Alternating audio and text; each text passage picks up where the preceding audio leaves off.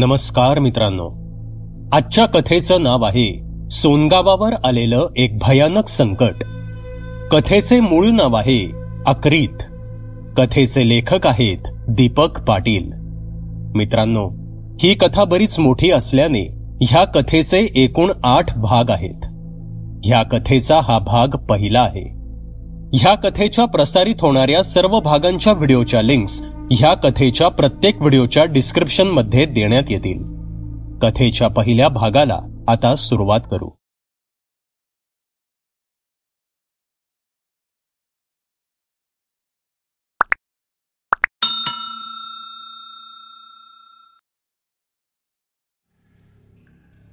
वैशाख वणवा दिवसेंदिवस तापत चालला होता. संपूर्ण माळरानावरचं सुकलेलं गवत मस्तवाल वाऱ्याच्या हैदोसासमोर आपलं अस्तित्व टिकवण्याची धडपड करत होतं. साऱ्या डोंगरात सुकलेल्या सागवानाच्या पानांचा सडास पडला होता. मध्येच एखादा भोंगा घुणघुण करत त्या भकास माळरानावर उगीचच उन्हाडक्या करत हिंडत होता. माळराना शेजारी डोंगराच्या कुशीत तहानलेलं सोनगाव चातकासारखी वळीवाची वाट पाहत होतं. सोनगाव कोल्हापूरपासून पश्चिमेला अंदाजे 70 किलोमीटरवर सह्याद्रीच्या पर्वतरांगात वसलेलं 3000 लोकसंख्येचं एक गाव. जगाच्या रहाट गाडग्यापासून दूर स्वतःच्याच मस्तीत मशगूल असं हे गाव. मलकापूर या तालुक्याच्या गावापासून येणारा 16 किलोमीटरचा रस्ताच काय तो सरळ. आधेमध्ये ना कुठला फाटा ना कुठलं गाव. बाकी सोनगावातली लोक दिसायला तशी साधी भोळी, पण तितकीच वाकडी, अगदी बेरकी म्हणावीत अशी. कोल्हापूरचं पाणीच निराळं. इथली लोक अगदी फणसासारखी, वरून ओबड धोबड पण आतून तितकीच रसाळ. वैशाखात तापलेल्या अशा या सोनगावात वळीवाच्या सरींची पहिली चाहूल आली ती धिंगाणा घालतच. वाऱ्याने असं काही थैमान सुरू केलं की लोकांची पळता भुईत थोडी झाली. कुणाच्या गवताच्या गंजी साऱ्या परड्यात विखुरल्या, तर कुणाच्या घराचे पत्रे रस्त्यावर उडून पडले. हा हा म्हणता वारा आपल्यासोबत टपोऱ्या गारांचा असा मारा करू लागला की जणू 100-200 लोक घरांच्या पत्र्यावर चढून ताशा वाजवत बसले असावेत. जवळजवळ अर्धा तास वळवाच्या पावसाने सोनगावला असं काही झोडपून काढलं की भीक नको पण कुत्रावर असं म्हणायची वेळ आली. वळचणीला जणू पूर आला. नाले तुडुंब भरून सारा रस्ताच न्हाऊन निघाला. सारं सोनगाव जणू तृप्त झालं. नांगरणी संपून पावसाची वाट पाहणारा शेतकरी सुखावला. वाऱ्यानं उडालेल्या गवताच्या गंजी, घराची छपरं, झाडाच्या तुटलेल्या फांद्या, सारं काही पावसाला माफ होतं.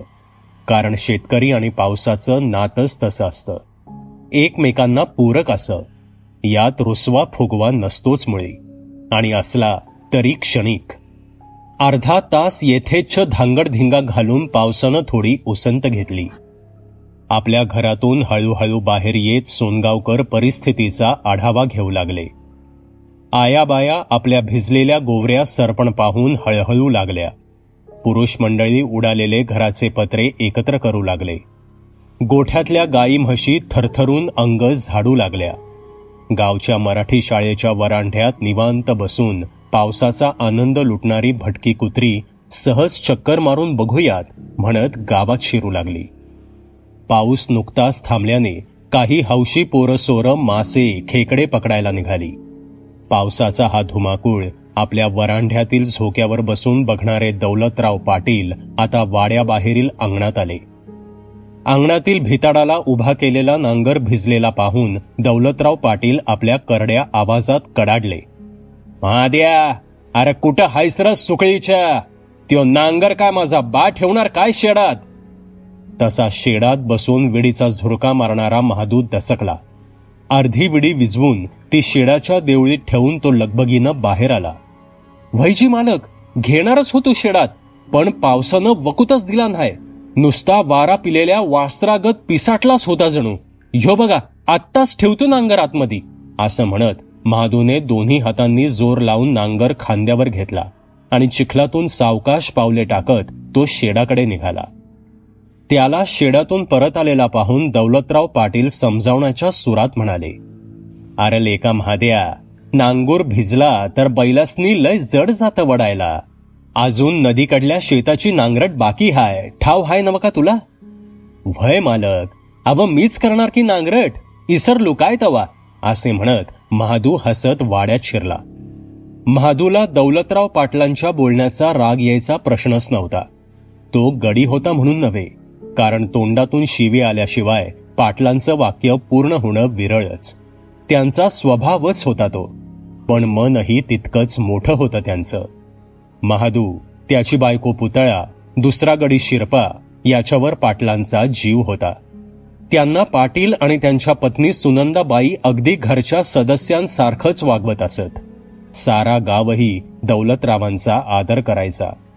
गावचे पाटील आहेत म्हणून नाही, तर त्यांच्या या प्रेमळ आणि दुसऱ्याच्या मदतीला धावून येणाऱ्या स्वभावामुळे. दौलतरावांसाठी हा सारा गाव जणू त्यांचं कुटुंबच होतं. आडल्या नडल्याची मदत करणं, गावातील कोणत्याही समस्येवर स्वतः पुढाकार घेऊन प्रसंगी पदरमोड करून मार्ग काढणं दौलतराव आपलं कर्तव्य मानत असत. वाड्यावर मदतीसाठी गेलेला गावकरी कधी रिकाम्या हातानं परतत नसायचा. दौलतरावांच्या पत्नी सुनंदाबाई सुद्धा मोकळ्या स्वभावाच्या होत्या. त्यांना शोभतील अशा होत्या. नवऱ्याच्या दानशूर स्वभावाचा त्यांनी कधीही त्रास करून घेतला नाही.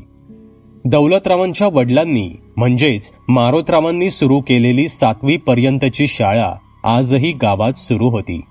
आता त्या शाळेला सरकारी अनुदान मिळत असलं तरी बरीच वर्षे पाटलांनी पदरमोड करून ही शाळा जगवली होती. तशीच काहीशी गत गावातल्या तालमीची होती. एकेकाळी कुस्तीची आवड असणाऱ्या दौलतरावांनी गावातल्याच आपल्या एका पडीक जमिनीवर तालमीची उभारणी केली होती. आज 60कडे झुकलेल्या दौलतरावांनी कुस्तीमध्ये एकेकाळी मैदान गाजवलं होतं. गावातल्या तरुण पोरांना कुस्तीची आवड लागावी आणि येणारी तरुण पिढी ही तंदुरुस्त व्हावी या उद्देशानं त्यांनी जी तालीम सुरू केली होती ती आजही सुरू होती. गावाच्या समस्या सोडवणाऱ्या दौलतरावांना आज एक विचित्र समस्या ऐकायला मिळाली आणि ती सुद्धा त्यांच्या पत्नी सुनंदाबाईंकडून. अव, मी काय म्हणते, मागल्या 3-4 महिन्यात सखूबाई आली नाही गावात. म्हातारी जिवंत तरी असेल का कुणास ठाव. वय पण झालं म्हणा तिचं, सुनंदाबाई म्हणाल्या. सखूबाई नेमकी कोणची म्हणायची? पानाचा विडा तयार करणाऱ्या दौलतरावांनी विचारलं. अव, बांगड्या भरायला येणारी म्हातारी हो, ती नाही का तालुक्याच्या गावातनं येती, सुनंदाबाई म्हणाल्या. हा, ती कासारीन व्हय. हायला, खरंच की दिसली नाही बरंच दिवस झालं. कुणास ठाव जित्ती बी हाय का मेली बिचारी, दौलतराव अडकित्यात सुपारी फोडत बोलले. अव, पाडव्याला पण आली नाही ती. समद्या बायका बांगड्या भराया तिची वाट बघित होत्या. आता वैशाख सरलं, हळूहळू सणासुदीचं दिस येतील. गावात कासार नाही. बाया बापड्यांनी सणाला कुठं जाऊन भरायच्या बांगड्या? तालुक्याला जाणं परवडतंय व्हय समद्यांना, सुनंदाबाई म्हणाल्या. कान देऊन ऐकणारे पाटील त्यावर उद्गारले. हत्तीच्या मारी, एवढा स्पेस हाय नव. मी उद्या जाणार हाय तालुक्याला. शंकरला भेटून येतो. बघतो एखादा कासार गाठून आणि सांगतो त्याला येत जा गावात म्हणून. तुम्ही नका काळजी करू. पाटलांचं बोलणं ऐकून सुनंदाबाई खुलल्या. कधी एकदा सगळ्या बायकांना ही खुशखबरी सांगते असं त्यांना झालं होतं. पाटील आपला मुलगा शंकरला भेटायला मलकापूरला जाणार होते.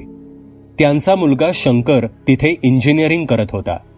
जेमतेम 8वी शिकलेल्या पाटलांचा मुलगा इंजिनियर व्हावा हे त्यांचं स्वप्न होतं. त्यासाठी शंकरला त्यांनी एका चांगल्या कॉलेजमध्ये दाखल केलं होतं. शंकर फार हुशार नसला तरी अगदीच मठ्ठ सुद्धा नव्हता. अगदी मेरिटमध्ये येणार नसला तरी चांगल्या मार्कांनी पास होण्या इतपत त्याची कुवत होती. दौलतरावांना मात्र पोराचं फार कौतुक होतं. दुसऱ्या दिवशी सकाळी 10 वाजता पाटलांनी आपली कमांडर जीप काढली.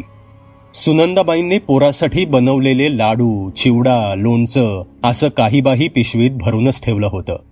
शिरपाने ती पिशवी जीपमध्ये ठेवली. महादू आणि शिरपाला आजच्या कामाबद्दल सर्व काही समजावून पाटील गाडीत बसले आणि स्वतः गाडी चालवत ते तालुक्याला निघाले. गावाच्या मुख्य चौकात गावातल्या बस स्टॉपवर गाडीची वाट बघणाऱ्या 3-4 जणांनी त्यांना हात केला. तसे पाटलांनी गाडी थांबवून त्यांना गाडीत घेतलं आणि गाडी पुन्हा सुरू झाली. काय रे शिवा, आज तालुक्याला काय काम काढलंस? गिअर बदलत पाटलांनी विचारलं.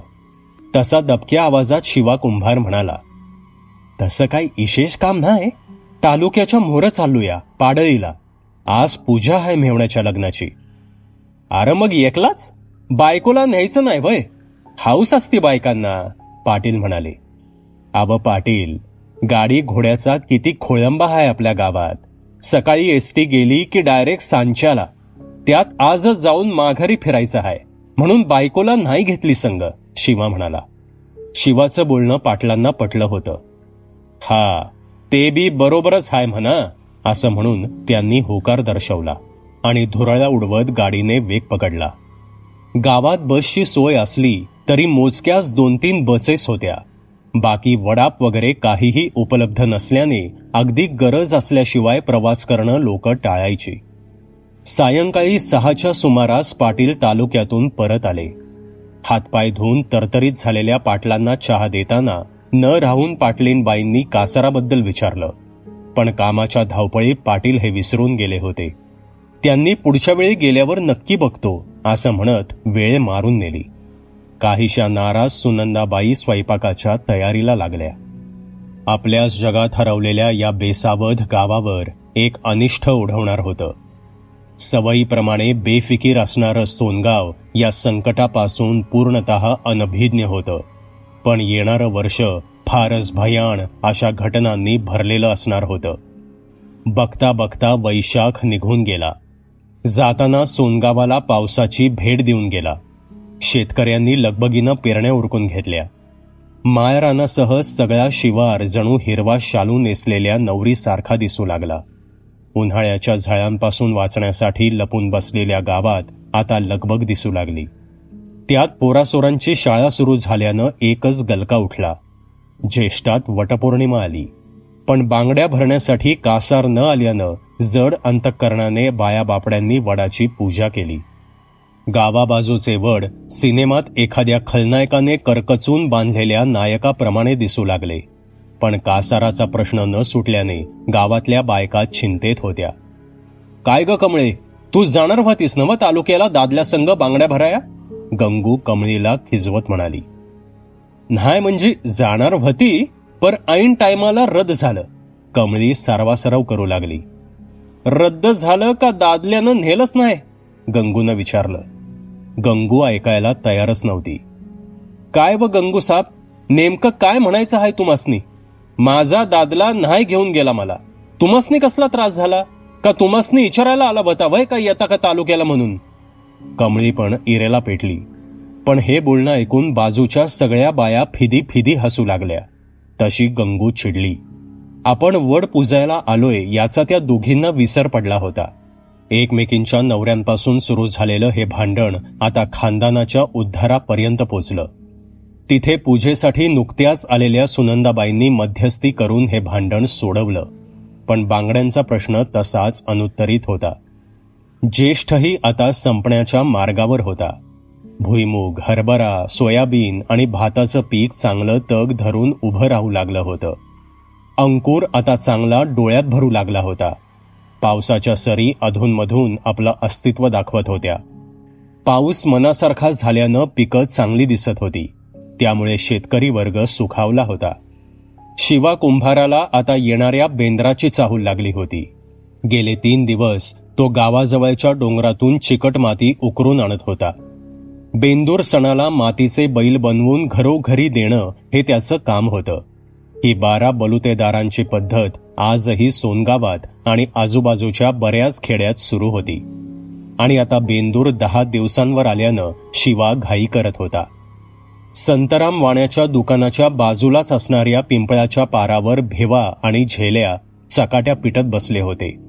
हे त्यांचं रोजचंच काम होतं. ती गावातली 1 नंबर इरसाल कार्टी होती. वय 25शीतलं, पण हरकती मात्र बालवाडीतल्या पोरांना लाजवतील अशा होत्या. शिवा कुंभाराला मातीची पाटी डोक्यावर घेऊन येताना बघून झेल्यानं विचारलं, काय व शिवा भाऊ, बैल बनवायला माती आणताय जणू? त्यावर नाईलाजानं शिवा बोलला, व्हय रे बाबा, शिवा त्यांना ओलांडून पुढे जातच होता. एवढ्यात झेल्या भिवाला म्हणाला, बघ भिवा, आता ह्यो बैल मातीचं बैल बनवणार. आणि दोघेही फिदी फिदी हसायला लागले.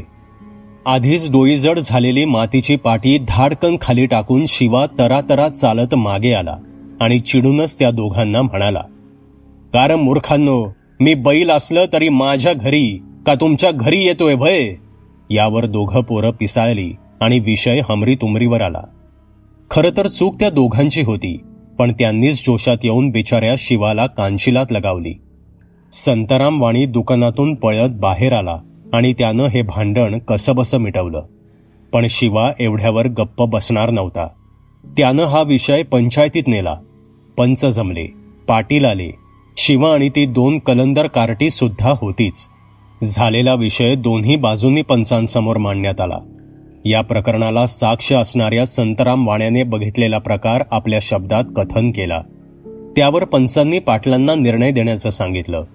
पाटलांनी सर्व बाजू ऐकून घेतल्या आणि शेवटी भिवा आणि झेल्याला शिवा कुंभाराची माफी मागायला लावली. पाटलांचा शब्द टाळणं शक्य नसल्याने त्या दोघांनी नाईलाजाने शिवाची माफी मागितली. पाटलांच्या समजावण्याने शिवानेही त्यांना माफ केल्याचं कबूल केलं आणि हा विषय तिथेच संपला. बेंद्राला आता 4च दिवस उरले होते. सकाळी उठून पाटील दोन्ही गड्यांना घेऊन शेतात गेले होते. पिकांची कोळपणी सुरू होती. पुतळ्याला जेवण घेऊन शेतात पाठवायचं असल्याने पाटलीणबाई आणि पुतळा स्वयंपाकाच्या मागे लागल्या होत्या. आणि एवढ्यात संतराम वाण्याचा 10 वर्षांचा पोरगा राजू धापा टाकत वाड्यात आला. शंकरदादाची आई, आईनं तुम्हासनी घरी बोलावलंय. नवी बांगड्यावाली आल्या आमच्या घरात. इतकं बोलून पोरग ज्या वेगात आलं होतं त्याच्या दुप्पट वेगात निघून सुद्धा गेलं. पण नवीन कासारीण आल्याच्या बातमीनं पाटलीणबाईंचा चेहरा खुलला. आता बेंद्राच्या सणाला नवीन बांगड्या मिळणार होत्या. पाटलीणबाईंनी पुतळ्याला सगळं काम सोडून त्वरित सोबत निघायला सांगितलं. त्या दोघी लगबगीनं संतराम वाण्याच्या घराकडे निघाल्या. संतराम वाण्याच्या घराला बायांचा वेढाच पडला होता. वाण्याच्या पोरानं सगळ्या गावातल्या बायांना बोलवण्याची कामगिरी चोख बजावली होती आणि स्वतःचा श्वास सावरत बक्षीस म्हणून मिळालेल्या रेवड्या खात ते पोरग समोरच्या पारावर बसलं होतं. पाटलीणबाईंना बघताच गर्दी थोडी पांगली. पाटलीणबाई थेट त्या कासारीण बाईजवळ पोचल्या. अंदाजे 35शीतली ती बाई दिसायला फारच सुंदर होती. काळेभोर केस, 6 वारी पातळ, रेखीव चेहरा, डाळिंबीच्या दाण्यासारखे रसरशीत फुगलेले ओठ, कमानीय काया, अगदी सिनेमातल्या नटीसारखी होती ती. जणू स्वर्गातून चुकून सरळ सोनगावात उतरलेली अप्सराच. पाटलीणबाई क्षणभर पाहतच राहिल्या आणि मग त्यांनी तिची विचारपूस केली. त्यावर त्यांना कळालं की त्या बाईचं नाव सुगंधा होतं. नवऱ्यानं टाकलेली ती बाई तालुक्याच्या गावात एका भाड्याच्या खोलीत राहत होती. पोटापाण्यासाठी बांगड्या विकायचं काम करत होती. पण शहरात जास्त मिळकत नसल्याने आज ती या आडगावात आली होती. हिची राहायची व्यवस्था केली तर आपल्या बांगड्यांचा प्रश्न मिटेल आणि हिलाही गावात आणि बाजूच्या डोंगरावरील वाड्या वस्तीत धंदा मिळेल. पाटलीणबाईच्या विचारांची घोडी चौफेर उधळू लागली. आपल्या बांगड्या भरून झाल्यावर पाटलीणबाईंनी हळू संतराम वाण्याच्या बायकोला म्हणजेच तारूला बाजूला घेतलं आणि म्हणाल्या, तारू, मागले 3 सणवार गेले पण आपल्याला बांगड्या मिळाल्या नाहीत. नशिबानं ही बाई आली. गरजू दिसतीये. तुझं जुनं घर पडूनच हाय. तू संतराम दादांना विचारून बघ. ही बाय हितच राहिली तर आपला प्रश्नच मिटल. काय म्हणतीस? सुनंदाबाईंचं म्हणणं तारूला पटलं. भाईजी, म्या विचारते ह्यासनी, पण ऐकतील का ते नाही माहिती, तारू म्हणाली. संतराम दादांनी ऐकलं तर ठीक, नाहीतर मी ह्यासनी सांगून बोलायला लावीन, पाटलीणबाई म्हणाल्या. तसे पाटलीणबाईंच्या बोलण्यावर तारूने होकारार्थी मान हलवली. सायंकाळपर्यंत सर्व बायांना बांगड्या भरून झाल्यावर आता पुढच्या सणाला येईन हे आश्वासन देऊन सुगंधा निघून गेली. गावातील महाचेंगट माणूस अशी संतराम वाण्याची ख्याती होती. त्यामुळे तो आपलं पडकं घर फुकटात कुणाला देईल याची शक्यता नसल्यातच जमा होती. रात्री जेवताना संतराम वाणी जरा चांगल्याने बोलत होता. ही संधी ओळखून तारूनं त्या कासारणीचा विषय काढला आणि पाटलीणबाईंचं म्हणणं तारूनं आपल्या नवऱ्याला सांगितलं. तो विषय ऐकून वाणी जेवता जेवता काहीसा थांबला आणि पुन्हा जेवू लागला. तारू आता चांगलीच दडपणात आली. आपला नवरा याला हो म्हणेल याची शक्यता तिला अजिबात वाटत नव्हती. पण संतराम वाण्यानं दुपारी सुगंधाला पाहिलं होतं. त्याच्या मनावर जणू सुगंधाची भुरळ पडली होती. पण लगेच हो म्हणणं योग्य नाही म्हणून त्यानं बायकोला उद्या सांगतो असं सांगितलं आणि तो हात धुवायला बाहेर निघून गेला. बाहेर अंगणात येऊन विडीचा झुरका मारत संतराम वाणी सुगंधाच्या विचारात बुडून गेला. दुसऱ्या दिवशी सकाळी पाटील आपली दुनाळी बंदूक साफ करत वाड्याबाहेरील अंगणात बसले होते. सुनंदाबाईंनी त्या कासरणीचा विषय पाटलांना सांगितला. त्यावर चकित होऊन पाटील म्हणाले, शिकला की आमच्या संग राहून तोडगा काढाया. भारी तोडगा काढला तुम्ही, पण त्यो लोचट वाणी ऐकल का कुणास ठाव. तारूला बोलू दे, नाही ऐकलं तर मी बोलतो. माझा शब्द नाही डावलायचा. त्यावर लटक्या रागात पाटलीणबाई म्हणाल्या, तुमच्याकडं लय मोठे इशय येतात तोडग्याला. आम्हा बायांचा प्रश्न सोडवण्याची फुरसत कुठं आहे तुम्हासनी, म्हणून म्हणलं आपणच काय ते बघू. यावर पाटील खळखळून हसले आणि म्हणाले, हर तिच्या मायला, आज एक माणूस रागात दिसतंय जणू. तसे पाटलीणबाई हसत वाड्यात शिरल्या. बेंद्राच्या सणाचा उत्साह साऱ्या सोनगावात ओसंडून वाहत होता. बाया बापड्यांनी पहाटेच उठून पुरणपोळीची तयारी केली होती. गडी माणसं बैलांना घेऊन केव्हाच नदीवर गेली होती. बैलांना मस्त धुवून चकाचक करून परतणारे शेतकरी नदीच्या वाटेवर दिसत होते. तर काही जण बैलांच्या शिंगांना बेगड्या लावण्यात, रंगीबिरंगी सुती गोंडे बांधण्यात व्यस्त होते. काही ठिकाणी बैलगाड्या सजवणेही सुरू होते. पोरासोरांना सुट्टी असल्याने ती बैलांच्या अवतीभोवती घुटमळत होती. बैलांच्या शिंगांना बेगड्या, गोंडे बांधताना मध्ये मध्ये कडमडत होती. कुठं पुरणाचा, कुठं डाळीच्या आमटीचा, तर कुठे तळणाचा वास येत होता. एकूणच सणाची धामधूम दिसत होती. संध्याकाळ होताच वाजंत्री आली. वर्षानुवर्षे ठरलेल्या शिरस्त्याप्रमाणे बैलांची मिरवणूक निघणार होती. मिरवणूक वरच्या आळीच्या टोकाला असणाऱ्या धनाजी पिसाळ्याच्या घरापासून सुरू होऊन मग मधल्या आळीत येऊन पाटलांच्या वाड्यासमोरून पुढे सरकत गणपतीच्या देवळाला वळसा घालून कुंभार आळीतून मग पुढे पिराच्या दर्ग्याजवळून पुढे होत चौकात येणार होती आणि मग वाण्याच्या घराजवळील जनाईच्या देवळात पोचताच संपणार होती. धनाजीच्या घराजवळ मिरवणुकीला सुरुवात झाली. हलगी आणि पिपाणीचा नाद घुमू लागला. त्या आवाजानं सुरुवातीला बिथरलेली बैलं आता काहीशी सावरली. पोरंसोरं वाजंत्र्यांना गराडा घालत चेकाळत चालली होती. गडी माणसं सजवलेल्या बैलांचे कासरे ओढत मिरवणुकीला दिशा देत होती. नजर चुकीनं एखादं पोर बैलासमोर आलं तर त्याला डाफरत प्रसंगी फटकावत होती. दौलतरावांनीही आपली बैलजोडी आता मिरवणुकीत सामील केली. बेगड्या आणि जरीचं नक्षीकाम केलेल्या लाल झुली टाकलेली बैलजोडी घेऊन महादू आणि शिरपा मिरवणुकीत आले. पाटील फेटा सांभाळत मिरवणुकीत मिरवू लागले. मिरवणूक आता कुंभाराळीत आली आणि बैल पुढं लावण्यावरून धनाजी पिसाळ आणि लखन साठेची बाचाबाची झाली. पण पाटलांनी प्रसंगावधान राखून विषय मिटवला आणि मिरवणूक पुढे सरकत सरकत शेवटी जनाईच्या देवळासमोर येऊन पोचली आणि सांगता होऊन सर्वजण घराकडे वळाले. पावसानं काही दिवस उसंत घेतली होती. भुईमूग, सोयाबीनची पिकं आता फुलं पिऊ लागली होती. सकाळी सकाळी खुरपणी करणाऱ्या बायका शेताकडे जाताना पांदीच्या रस्त्याला दिसत होत्या. पाटील आपल्या शेतीच्या कामात व्यस्त होते. संतराम वाण्याने तारूला त्या कासारणीला जुन्या घरात राहण्याची परवानगी दिली होती. त्यामुळे तारू पाटलीणबाईंसोबत सबंध महिला वर्ग खुश होता. गावची समस्या सोडवल्यामुळे सर्व बाया बापड्यांमध्ये सुनंदाबाई आणि तारू यांचा वट वाढला होता. आता रंगपंचमी जवळ आल्यानं त्या सर्वजणी सुगंधाची वाट पाहत होत्या. ती आल्यावर पाटलीणबाई तिला गावातच राहण्याबद्दल सांगणार होत्या. तिलाही मिळकतीची गरज असल्याने तिचा नकार येण्याची शक्यताच नव्हती. इकडे संतराम वाणी सुद्धा मनातून हरखून गेला होता.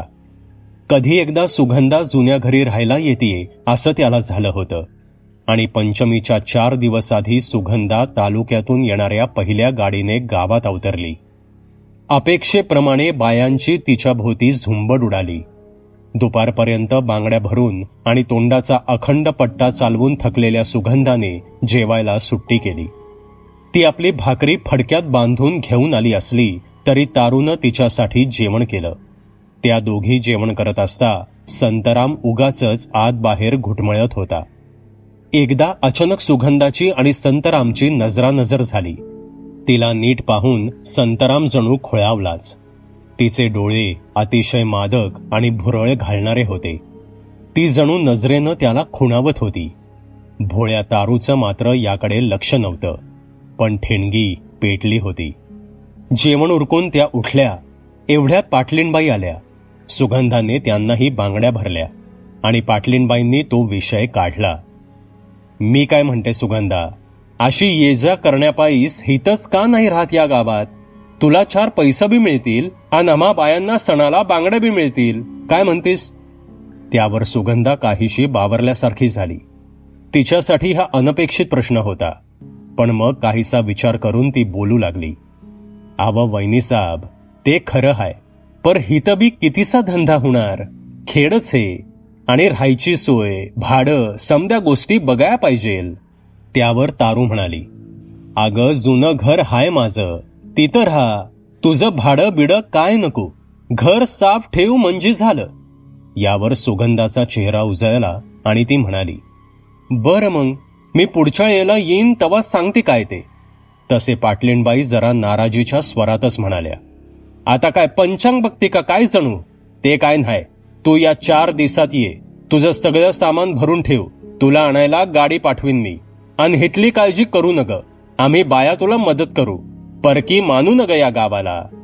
ह्यावर सुगंधा हो म्हणाली आणि तसा फडताळाच्या त्या बाजूस दुकानात बसून कान देऊन ऐकणारा संतराम मनोमन शेकायला. सुगंधाचा शहरातला पत्ता नीट विचारून तिला आणायला गाडी कधी पाठवायची तो दिवस नक्की करून पाटलीणबाई निघून गेल्या. सुगंधाला आणण्याचा दिवस ठरला होता. सायंकाळचे 6 वाजून गेले होते. दौलतराव शेतातील सर्व कामे उरकून वरांढ्यातील झोक्यावर अडकित्याने सुपारीची खांडे बारीक करत बसले होते. सुनंदाबाईंनी त्यांना निवांत बसलेलं पाहून तो विषय काढायचं ठरवलं. मी काय म्हणती, तालुक्याला शंकरकडं कवा जायचं म्हणताय? अगं उद्या हिरीवरल्या मोटारीसाठी मेकॅनिक येणार आहे. मोटार बिघडल्यानं खोळंबा झालाय. त्यात पावसानं बी कुठं दडी मारल्या. मोटार दुरुस्त करून जित्रापासनी पाणी द्यायला पाहिजे. बघू 4-5 दिवसांनी जातो. पण आज अचानक तालुक्याचा विषय? नवीन पातळ पाहिजे वाटतं तुम्हासनी? पाटील सुनंदाबाईंना चिडवत म्हणाले. तसं नाही जी, माझं दुसरं काम होतं. पर जाऊ द्या, बायकांची कामं एवढी महत्वाची असतात वय? असे म्हणत काहीशा रागाने सुनंदाबाई उठल्या. तसे त्यांचा हात धरत पाटलांनी त्यांना झोक्यावर बसवलं. सुनंदाबाई या प्रकाराने लाजल्या आणि म्हणाल्या, अव पुतळ्या हायात, दुसरं कुणी बघील तर काय म्हणील? मग काय चोरी हाय काय आम्हाला? चांगलं 1000 माणसं जेव घालून देवा बामणांच्या समक्ष लगीन केलंय. पर ते जाऊ दे, तालुक्याला काय काम काढलं? पाटील कुतूहलाने विचारू लागले. अव ती नवीन कासारीण हाय का सुगंधा, तिला आणायचं हाय गावात. सगळं बिराड घेऊन ती यायला तयार हाय. संतराम वाणीबी तयार झालाय घर द्यायला. तारूनं तर त्या जुन्या घराची साफसफाई पण केली. त्या सुगंधाला आणायचं होतं परवा, सुनंदाबाई बोलल्या. सगळा कार्यक्रम ठरलाय म्हणायचा. ठीक आहे, आता तुम्ही म्हणताय तर जावंच लागन. न जाऊन भाकरी मिळायची नाही आमासनी, पाटील चिडवत म्हणाले. पाटलांच्या बाहीला चिमटा काढत सुनंदाबाई स्वयंपाकघरात गेल्या. पाटील दंड चोळत सुपारी फोडू लागले. काहीच दिवसांनी पाटील आपली जीप घेऊन तालुक्याला निघाले. सुनंदाबाईंनी त्यांना सुगंधाचा पत्ता सांगितला. मलकापूर शहराच्या पश्चिमेकडील बाजूस असणाऱ्या कामगार वस्तीच्या एका जुनाट चाळीत सुगंधा एका भाड्याच्या खोलीत राहत होती. शंकरला भेटून दुपारी पाटील शोधत शोधत त्या चाळीपाशी पोचले. सुगंधा खोलीतच होती. पाटलांनी तिला ओळख सांगितली. सुगंधांनी त्यांना बसण्यास सांगितलं. साठीकडे झुकलेले पाटील तिच्याकडे नजरेत भरणाऱ्या तिच्या सौंदर्याकडे बघतच राहिले. आता ही बया गावात येणार म्हणजे अजून काहीतरी भानगडी सुरू होणार, पाटील स्वतःशीच म्हणाले. कारण त्यांना गावातील इरसाल कार्ट्यांवर आणि त्यांच्या करामतींवर पूर्ण विश्वास होता. पण आता विचार करून उपयोग नव्हता. तिला सोबत घेऊन जाणं भागच होतं. सुगंधाने आधीच सर्व सामानाची बांधाबांध करून ठेवली होती. सामान जास्त नव्हतं. शेजारच्या एका माणसाच्या मदतीने तिने आपलं सामान जीपच्या हौद्यात भरायला सुरुवात केली. भांड्यांची 2 पोती, एक केरोसिनचा स्टोव्ह, एक केरोसिन भरलेला कॅन, कपड्याच्या 2 ट्रंका, एक मोठी कापडी पिशवी आणि एक काळ्या रंगाची ट्रंक, असं एकूण सामान होतं. सामान भरून झाल्यावर सुगंधा पुढे पाटलांजवळ बसली. पाटलांनी गाडी सुरू केली आणि शहरातून बाहेर पडत धुराळा उडवत सोनगावाच्या रस्त्याला लागली. सायंकाळी 5च्या सुमारास गाडी सोनगावात दाखल झाली. गाडी जशी मुख्य चौकात आली तशी पारावर चकाट्या पिटत बसलेल्या म्हाताऱ्यांनी आणि बाजूलाच घोळका करून बोलत असलेल्या झेल्या, भिवा आणि बाकी तरुणांनी कान टवकारले. जीप येऊन चौकाशेजारी असणाऱ्या संतराम वाण्याच्या घरासमोर उभी राहिली. पाटलांची नजर चुकवत तरुण पोरं सुगंधाला न्याहाळत होती. इतकं सामान बघून ही नवी पाहुणी कोण हे एकमेकांना विचारत होती आणि तिचं भुरळ पाडणारं सौंदर्य पाहून चेकाळत होती. गाडीतून उतरणाऱ्या सुगंधाला पाहून संतरामवाणी बाहेर आला. त्यानं तारूला आवाज दिला. तसे तारू जुन्या घराची चावी घेऊन बाहेर आली. संतरामवाणी चालतच जुन्या घराकडे निघाला. पाटलांनी पोरांना आवाज देऊन त्यांना सामान उतरवण्यासाठी मदत करण्यास त्या घराकडे येण्यास सांगितलं. ते गाडी घेऊन पुढे गेले. पोरं जणू हरखून गेली. तारूसोबत समोर चालणाऱ्या सुगंधाला न्याहाळत पोरं त्या घराकडे जाऊ लागली. पुढच्या अर्ध्या तासात सामान उतरवलं गेलं. वाण्याशी बोलताना पोरांना समजलं की ही सुगंधा नावाची नवी कासारीण आहे आणि ती आता आपल्याच गावात राहणार आहे. ही बाब पोरांसाठी एक सुखद धक्का होता. अशा आगंतुक आलेल्या पाहुणीने पोरांना एक नवीन विषय मिळाला होता. एकमेकांना डोळ्या मारत पोरं तिथून निघून जाऊन पुन्हा पारावर जाऊन बसली. पाटील आपली गाडी घेऊन कधीच वाड्यावर पोचले होते. सायंकाळी आभाळ भरून आलं. 7 वाजेपर्यंतच रात्री 9 वाजल्यासारखा अंधार पडला. एखाद्या अजस्त्र राक्षसासारखे काळे ढग सबंध गावावर पसरले. विजांच्या गडगडाटाने धरती हादरू लागली. जुन्या घराच्या भिंती आपला तोल सांभाळत उभे राहण्याचा प्रयत्न करू लागल्या. गोठ्यातली गाई गुरं भेदरून हमरू लागली. गावातली सगळी लोकं पावसाचा हा रुद्रावतार पाहून घाबरून घरात बसली आणि अपेक्षेप्रमाणे पावसाने गावात जोरदार मुसंडी मारली. पत्र्यांवर तडतड आवाज करत पाऊस दिसेल त्या गोष्टींवर तुटून पडू लागला. आपल्या नवीन घराच्या खिडकीत बसून सुगंधा पाऊस बघत होती. बाहेरील पावसाचा रुद्रावतार पाहून सुद्धा तिच्या चेहऱ्यावर मात्र भीतीचा लवलेशही नव्हता. सुगंधाला सामावून घेऊन ते गाव दुसऱ्या दिवशी आपल्या रोजच्या तारंबळीत जागं झालं. त्या रात्रीच्या पावसाने पिकांचं काहीसं नुकसान केल्याने शेतकरी वर्ग काहीसा चिंतेत दिसत होता. लहानग्यांची शाळा सुरू होती. मागील 2 दिवस मात्र पावसाने थोडी विश्रांती घेतली होती. पाटलाच्या विहिरीवरील मोटार दुरुस्त झाली होती. पण 2च दिवसांपूर्वी झालेल्या दमदार पावसामुळे आता पिकांना पाण्याची गरज नव्हती.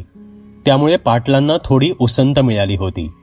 महादू आणि शिरपा पावसात भिजून विखुरलेली सुक्या गवताची गंज विस्कटून भिजलेली वैरण उन्हात सुकवत होते. पुतळा स्वयंपाकात मग्न होती. पाटलीणबाई एका मोठ्या घमल्यात काहीबाही सामान भरत होत्या. झोक्यावर झुलत विडा बनवत बसलेले दौलतराव सुनंदाबाईंची ही तारंबळ पाहत होते आणि त्यांनी न राहून विचारलं, काय मग, कसली तारंबळ चालल्या म्हणायची? 2 दिवसांपूर्वी ठरवलं होतं पण जमलं नाही. त्या सुगंधाला थोडं पीठ, डाळी, तांदूळ, चटणी, सांडगं असं सामान द्यायचं होतं. तेच भरीत होती. नवीनच आली ती गावात, काय असल नसल तिच्याकडे. शिरपाला घेऊन जाते आणि हे सामान देऊन येते, सुनंदाबाई म्हणाल्या. बरं असे म्हणत पाटलांनी विडा तोंडात टाकला. सुनंदाबाईंनी शिरपाला आवाज दिला. तो धावत वाड्यात आला आणि घमेलं डोक्यावर घेऊन सुनंदाबाईंसोबत निघून गेला. सुगंधाने मागील 2 दिवसात आपलं सर्व सामान घरात नीट लावलं होतं. घरातली कामं सांभाळत ती अधेमध्ये येणारे बांगड्यांचे गिराईकही बघत होती. संतराम वाण्याला मात्र 2 रात्री नीट झोप लागली नव्हती. त्या दिवशी घर उघडून दिल्यानंतर मागील 2 दिवस त्याला सुगंधा नजरेस पडली नव्हती. त्यामुळे त्याचा जीव कासावीस झाला होता. राहून राहून त्याला जुन्या घराकडे जाण्याचा मोह होत होता, पण कारण सापडत नव्हतं. तसे जुन्या घरात त्याचे धान्याचे हौद होते, पण पुढील महिनाभर पुरेल एवढं धान्य आधीच काढून आणल्याने आता ते कारण देता येणार नव्हतं. आणि त्यात दुकान बंद करून तारूला काय सांगणार हा मोठा पेच होता. नाईलाजानं दुकानात झुरत तो सुगंधाच्या विचारात गढला होता. आणि अचानक सुगंधा दुकानासमोर अवतरली. हे स्वप्न आहे की सत्य या विचारात संतराम तिच्याकडे पाहतच राहिला. तशी ती गोड हसून म्हणाली, मालक, असं का बावरलासा? मी सुगंधा, वाईस सामान पाहिजे होतं. तसा भानावर येत संतरामने विचारलं, काय पाहिजे? तसे तिने सामानाची यादी सांगायला सुरुवात केली. संतरामची नजर तिच्या डाळिंबीच्या दाण्यासारख्या रसरशीत ओठांवरच खेळून होती. हे लक्षात आल्याने सुगंधा अजूनच नखरा दाखवत समोरील टेबलावर किंचित झोकून उभी राहिली. संतरामचं तर भानच हरपलं. साखर झोकणाऱ्या त्याच्या हातातील किलोचे वजन निसटून खाली त्याच्याच पायावर पडलं. तसा तो कळवळला. त्याची ती अवस्था पाहून सुगंधा खळखळून हसली. ते पाहून संतराम वरमला. पण सुगंधा आपल्याशी खोलून बोलते आहे ही बाब लक्षात आल्यानं त्याला जणू आनंदाच्या उकळ्या फुटत होत्या. त्यापुढे पायाच्या बोटातून उठणारी कळ अगदीच क्षुल्लक होती. हा सर्व प्रकार पारावर बसलेली तरुण पोरं डोळे फाडून पाहत होती. आपलं सावज हातातून निसटेल की काय याची काळजी त्यांना लागली होती. सुगंधा सगळं सामान घेऊन निघाली. तिच्याकडे 40 रुपये कमी होते, पण संतरामने नंतर द्या म्हणून सांगितलं. उधारी राहिल्यास ती पुन्हा येण्याची शक्यता होती, म्हणजे अजून एक संधी. त्या आनंदात संतराम ती उधारी वहीत लिहिण्यासही विसरला. सुगंधा घराजवळ जाताच तिला रस्त्यावर ताटकळत उभे असलेले शिरपा आणि पाटलीणबाई दिसल्या. सुगंधाने हसून त्यांना नमस्कार केला आणि लगबगीनं दाराचं कुलूप उघडलं. तिघेही आता घरात शिरले. पाटलीणबाईंनी सुगंधाला सर्व सामान काढून दिलं. त्यांच्या त्या कृत्याने सुगंधा भारावून गेली. भरल्या डोळ्यांनी सुगंधाने त्यांचे आभार मानले आणि पाटलीणबाई निघून गेल्या. ऊन पावसाचा खेळ आता सुरू झाला होता. श्रावणाची चाहूलही लागली होती. श्रावण हा सणासुदीचा महिना. त्यात सुगंधाच्या येण्याने बांगड्यांचा प्रश्न मिटला होता. त्यामुळे बाया बापड्या खुश होत्या. नागपंचमीला सुगंधा गावातल्या बायांसोबत जनाईच्या मंदिरात गेली.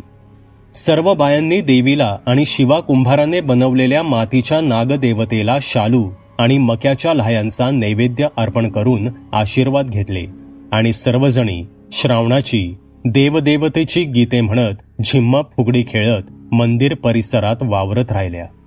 उन्हाळ तरुण पोरं नटलेल्या पोरींना बघत पारावर बसून होती. सुगंधाला गावात येऊन महिना उलटला होता. आता ती गावात चांगलीच रुळली होती. गावातल्या बऱ्यापैकी बायकांची तिची ओळख झाली होती. आधेमध्ये ती तालुक्याला जाऊन नवनवीन बांगड्यांचा माल घेऊन येत होती. ती संतराम वाण्याच्या दुकानातही जात होती. वाण्याला चिथावत घुटमळत राहत होती. संतराम वाण्याने तिचा अंदाज घेतल्याने त्याचं धाडस आता वाढलं होतं. तो आता तिच्याशी लगट करू लागला होता. इशाऱ्याने बोलत तिला आपला मनसुबा सांगू लागला होता. सुगंधा सुद्धा त्याला खेळवत होती. त्याला उगीचच तापवत होती. गावातली तरुण पोरं जणू आता वाण्याच्या पाळतीवरच होती. ठिणगी पडली असली तरी भडका उडाला नसल्यानं पोरं हात चोळत योग्य वेळेची वाट पाहत होती. आपली शिकार पळवल्यानं त्यांना संतराम वाण्याचा प्रचंड राग आला होता. एके संध्याकाळी नदीकडल्या शेताकडं सहज चक्कर मारून भुईमुग पाहून यावा म्हणून शिवा कुंभार सायंकाळी शेताकडे निघाला. 6 वाजत आले होते. आज दिवसभर ढग दाटून होते, पण पाऊस काही पडत नव्हता. शिवा रमत गमत नदीकडे चालला होता. शेतावर पोचायला त्याला 20 मिनिटे लागली. शेताच्या बांधावरून फिरून रानडुकरांनी काही उपद्रव केला नाही ना याची खात्री करून तो नदीकडे वळाला. नदीवर जाऊन त्याने चिखलात लडबडलेली पायतानं धुतली आणि तो गावाकडे निघाला. आता अंधार चांगलाच दाटला होता. हातात टॉर्च वगैरे काहीच नसल्याने शिवा झराझर वाट कापत गावाकडे सरकत होता. पावसाची हलकी रिपरिप सुरू झाली होती. दूर गावात दिवे लागण झाल्यानं दिव्यांची चमचम दिसत होती. चिखलाच्या पायवाटेतून चालताना पायांचा चपक चपक असा नाद येत होता. पावसाने आता जोर वाढवला.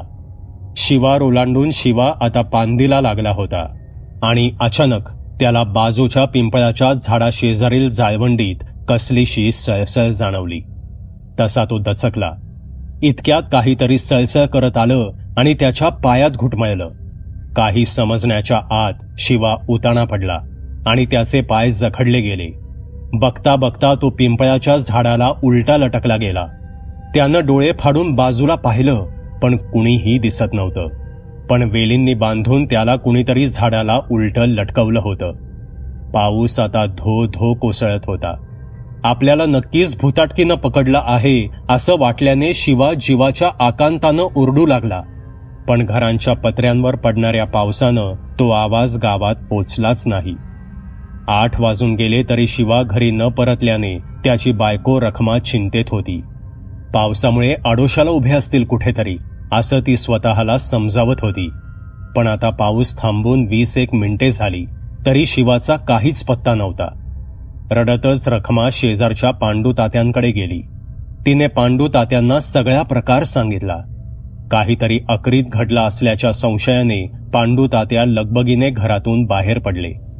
आजूबाजूचे 4-5 लोक आणि काही तरुण पोरं सोबत घेऊन टॉर्चच्या उजेडात ते नदीकडे निघाले. गावकुसातून बाहेर पडून आता ते पांदेला लागले. शिवाच्या नावाने जोराने हाका मारत चिखलात रपरप पाय चालवत ते पुढे जात असताना एका पोराने टॉर्च फिरवून बघितलं आणि समोर उलटं लटकलेलं शिवाचं मढं पाहून त्यांची बोबडीच वळाली. तो प्रकार पाहून बाकीच्यांचाही थरकाप उडाला. तरुण पोरं घाबरून बोंबलत गावाकडे पळाली. पांडू तात्या आणि 2 म्हातारे तिथेच उभे राहून ते प्रेत पाहू लागले. पांदीत घडलेल्या प्रकाराची बातमी वाऱ्यासारखी साऱ्या गावात पसरली. ही बातमी समजताच बंडीवर सदरा चढवून पाटील त्वरित वाड्याबाहेर पडले. सोबत टॉर्च घेऊन शिरपाही होताच. पाटील चौकात आले तेव्हा 100 लोक तिथे जमली होती. ओक्साबोक्शी रडत घरातून पळत सुटलेल्या रखमाला पकडून काही बायका उभ्या होत्या. रखमा भयंकर मोठ्याने रडत होती. पांदीकडे जाण्यासाठी धडपडत होती. रखमाच्या आर्त किंकाळ्यांनी सारा गाव हादरत होता. पाटील तिला समजावून पांदीकडे जायला निघाले. सोबत काही गावकरी सुद्धा निघाले. पांदीत पोचताच समोरचा प्रकार पाहून पाटलांना सुद्धा घाम फुटला. धीर एकवटून त्यांनी जवळ जाऊन पाहिलं. सोबत काही गावकरी सुद्धा पुढे आले. टॉर्चच्या उजेडात त्यांना दिसलं की शिवाच्या नरडीचा घोड घेतला गेला होता. त्याची सबंध कातडी काळवणलेली होती. त्याचे दोन्ही डोळे खोबण्यातून बाहेर येऊन धामण्यांच्या जोरावर तग धरून लटकत होते. मढाखाली चिखलात रक्ताचा सडा पडला होता. या प्रकाराने आजूबाजूची मंडळी भेदरली, कारण कुणीही हे प्रेत इतक्या जवळ जाऊन पाहण्याचा प्रयत्न आधी केला नव्हता. पाटील भानावर आले आणि त्यांनी बाकीच्यांना सूचना द्यायला सुरुवात केली. काही जण धावत गावात जाऊन शिडी घेऊन आले आणि शिडी पकडून त्यावर चढत वेली कापल्या. धाडकन आवाज करत शिवाचं मढं खाली पडलं. पाटील स्वतः पुढे होऊन ते प्रेत शिडीवर ठेवण्याचा प्रयत्न करू लागले. तसं बाजूला उभे पांडू तात्या आणि काही जण पुढे सरसावले. पुढील 5 मिनिटात सर्वजण ते मढं घेऊन गावात निघाले. एव्हाना चौकात सारा गाव जमा झाला होता. पांदीतली ती मंडळी चौकात पोचताच गर्दीची कुजबूज सुरू झाली. भेदरलेल्या आयाबाया पदराला हात लावून दबक्या आवाजात बोलू लागल्या. लय वंगाळ झालं बघ शिवाभाऊचं. कशी ग करील आता रकमी? लेकरं अजून लहान हायती. काहीतरी अकरीतच घडलं ग बया. हे काहीतरी भुताटकीच हाय पांदीजवळ. माझी सासू सांगायची मला. अशी काहीशी त्यांची आपापसात बोलणी सुरू होती. इकडे धाय मोकलून रडणारी रकमी बेशुद्ध पडली होती. पाटलांनी सर्वांना कामे वाटून देत ते अंत्यविधीच्या तयारीला लागले. पुढच्या अर्ध्या तासात सगळी तयारी झाली. शुद्धीवर आलेली रखमा 3-3 बायकांना ऐकत नव्हती. पण आता मात्र तिचा घसा बसल्याने तिचा आवाज येत नव्हता. केवळ तिची एक विचित्र धडपड दिसत होती. अंत्यदर्शन झाल्यावर प्रेत उचलून गावकरी स्मशानाच्या दिशेनं निघाले. अर्ध्या तासात सर्व विधी उरकून गावकरी घरी परतले. इवल्याशा सोनगावात आकरीत घडलं होतं. अभद्राच्या तोंडावर आता रगात चढलं होतं.